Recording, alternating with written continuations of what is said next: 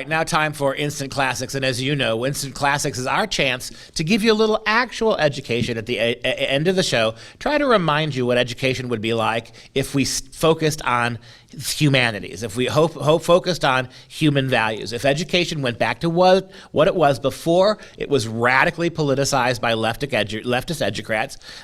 Kids learned things. Kids were open to multiple views on things. Kids didn't get critical race theory. They got critical thinking skills.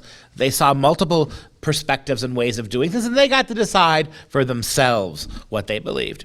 So we were talking this week about how not critical race theory is not just overwhelming the public schools. It's being dragged into our military academies, where young cadets, young soldiers now are being having their education corrupted by radical left-wing critical race theory. White soldiers are being told that they are responsible for the world's problem, that the single biggest threat facing America is not China, not Russia, not nuclear violence, but white terrorists in America. Okay, fine. So let's go back and look educationally at what an actual American general had to say about these things. This has been Patton Week on the Dr. Duke Show, looking at quotes from General Patton.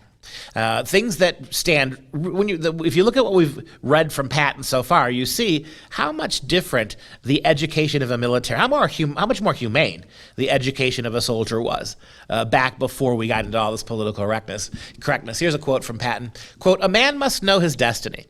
If he does not recognize it, then he is lost. By this I mean once, twice, or at the very most 3 times, fate will reach out and tap a man on the shoulder. If he has the imagination, he will turn around and fate will point out to him what fork in the road he should take. If he has the guts, he will take it. That there is a purpose for all of us, and we'll be reminded of that purpose. We just have to be aware when that tap on the shoulder comes." And how about this quote from General George S. Patton? Quote, "I don't measure a man's success by how high he climbs, but how high he bounces when he hits the bottom." For me, and this is a beautifully humane statement, I don't measure a man by how much he's able to get through ambition. I measure a man's success about how he handles defeats. And that is a wonderful lesson. Not learning that at West Point anymore because they're too busy learning that white people are all racist and preparing to fight the next war, which is going to be against white Americans, apparently.